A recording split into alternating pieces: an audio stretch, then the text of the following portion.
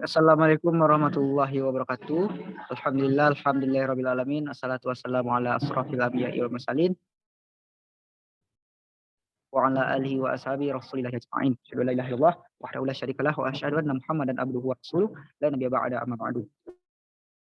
Pertama dan terutama sekali mari kita ucapkan syukur kehadirat Allah Subhanahu wa taala telah berikan kepada kita nikmat, iman dan nikmat kesehatan sehingga kita masih bisa diberi kesempatan untuk melakukan presentasi pada kali ini.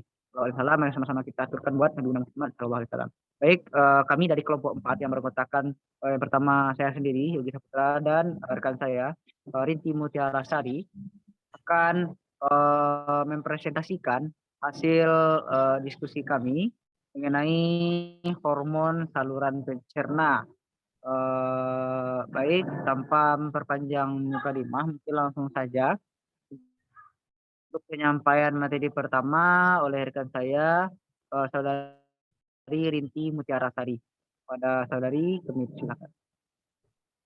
Baik, sebelumnya perkenalkan saya Rinti Mutiara Sari. Baiklah, saya akan menyampaikan tentang materi tentang saluran cerna. Pada hormon saluran cerna ini yang kami bahas itu pengertian hormon saluran cerna, 2 regulasi fungsi hormon saluran cerna, 3 klasifikasi hormon saluran cerna, 4 mekanisme hormon saluran cerna. Baik, pertama itu ada pengertian hormon saluran cerna. Pengertian hormon saluran cerna atau yang disebut dengan gastrointestinal atau disebut dengan gut hormone merupakan sekumpulan hormon yang diekskresikan oleh sel-sel endoendokrin yang berada di lambung, pankreas, dan intestinum tenue. Tujuan dari hormon saluran cerna ini sebagai fungsi penggerak dan sekresi sistem pencernaan yang meliputi lambung, usus halus, hati, dan saluran empedu dan pankreas. Yang kedua itu regulasi fungsi hormon saluran cerna. Pertama itu adalah regulasi endokrin. Pertama ada sel endokrin mengekspresikan peptida atau hormon melalui pembuluh darah untuk mengontrol organ target, contohnya gastrin dan sekretin. Kedua adalah regulasi parakin. Peptida pengatur diskresikan sel endokrin yang beraksi pada sel-sel yang disebutnya dengan cara difusi melalui ruangan interstisial, contohnya histamin dan 5-HT. Hanya itu yang dapat saya sampaikan, saya kembalikan kepada moderator. Baik, terima kasih kepada Rinti. Baik, selanjutnya itu mengenai klasifikasi hormon saluran cerna akan saya sampaikan sendiri.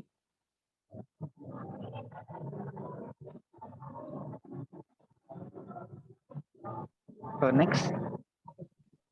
Baik, akan saya sampaikan itu mengenai klasifikasi hormon saluran cerna. Jadi klasifikasi hormon saluran cerna ini terbagi menjadi 7. Yang pertama itu ada gastrin, kedua itu ada sekretin, yang ketiga ada gastric inhibitory polypeptide GIP, kemudian cholecystokinin atau CCP, kemudian motilin, ada enteroglucagon, kemudian peptid peptida lain.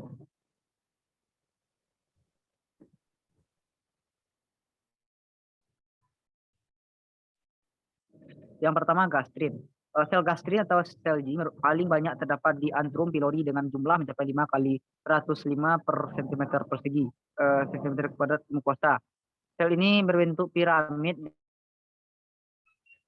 dengan apeks menyempit yang dilengkapi mikrofili panjang. Granul sekresi berdiameter 200 sampai 350 nanometer dan terkumpul di basis sel. Jadi seperti yang dapat dilihat pada gambar di samping.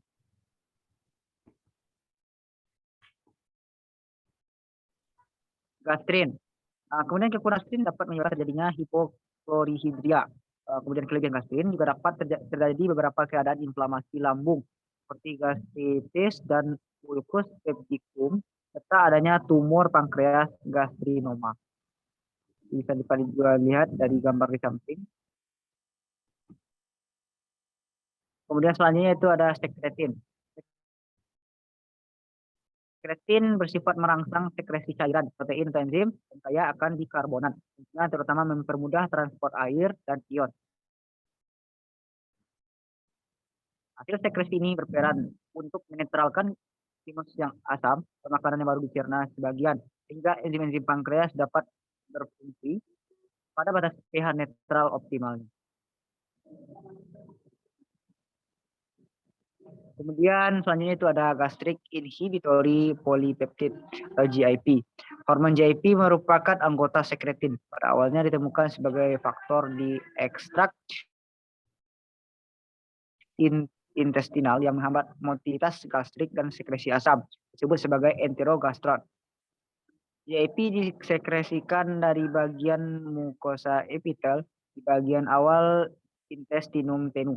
Hormon GIP juga mampu meningkatkan pembebasan insulin sebagai akibat infusi glukosa. Dalam hal itu, GIP juga disebut sebagai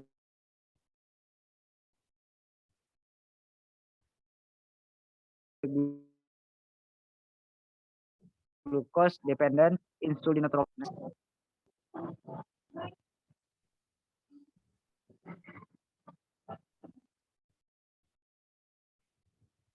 Baik, selanjutnya itu ada kolesitokinin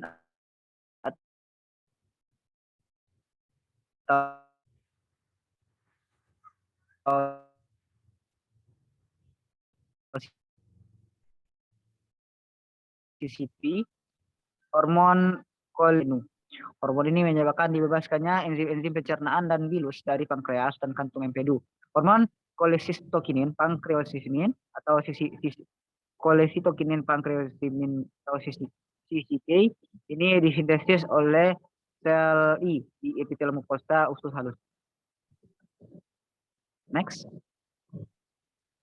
Kemudian makanan yang masuk ke dalam intestinum tenue mengandung makromolekul seperti karbohidrat, protein, dan trigliserida yang dicerna menjadi molekul-molekul mikro seperti asam amino, monosakarida, dan asam lemak sehingga memungkinkan untuk diserap.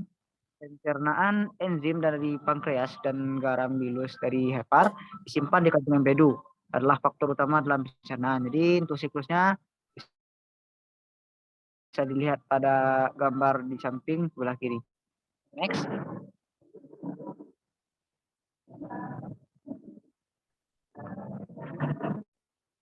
Kemudian selanjutnya ada motilin. Motilin berbeda dengan 22 asam amino disekresikan oleh endokrinosit di mukosa intestinum tenue proximal. Motilin bertugas dalam pengontrolan pola kontraksi otot polos di bagian atas saluran gastrointestinal. Ada dua status dasar motilitas lambung dan intestinum tenue. Itu pada saat makanan ada di saluran tersebut, status di antara pencernaan makan satu dengan yang lain. Next. Kemudian selanjutnya itu ada enteroglucagon. Enteroglucagon adalah peptida yang dihasilkan tersebut mempunyai reaksi silang dengan antisera dalam melawan glukagon sehingga menghasilkan kelompok peptid.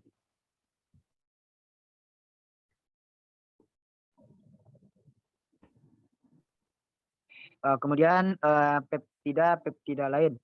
Kemudian glukagon merupakan hormon peptida yang disekresikan dari pulau Langerhans pankreas.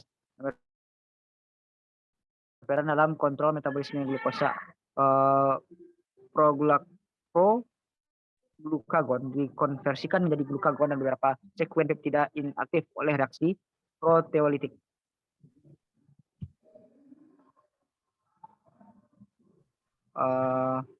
Selanjutnya itu ada mekanisme hormon saluran cerna.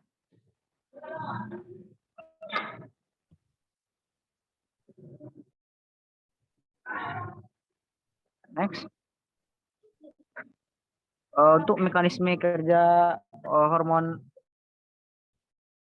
gastrointestinal pada umumnya melalui pengaktifan CEM yang bertujuan dalam meningkatkan sintesis DNA dan RNA di nukleus, serta produk akhirnya adalah protein yang terlibat dalam aktivitas gastrointestinal, itu termasuk enzim-enzim pencernaan.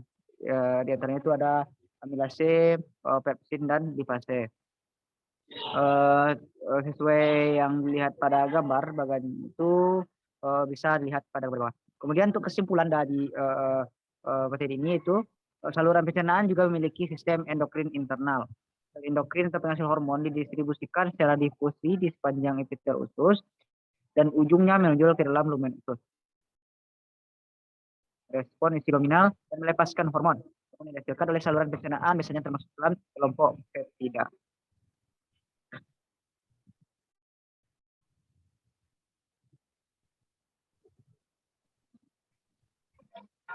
Kemudian, nah, oke, mungkin itu saja yang dapat kami sampaikan. Terlebih dan terkurang kami mohon maaf. Saya dan rekan saya Rinti Mutiara Sadi. Jika ada salah kata dalam penyampaian dan khilaf, mohon maafkan. Kami akhiri dengan wabillahi taufiq wal hidayah. Assalamualaikum warahmatullahi wabarakatuh.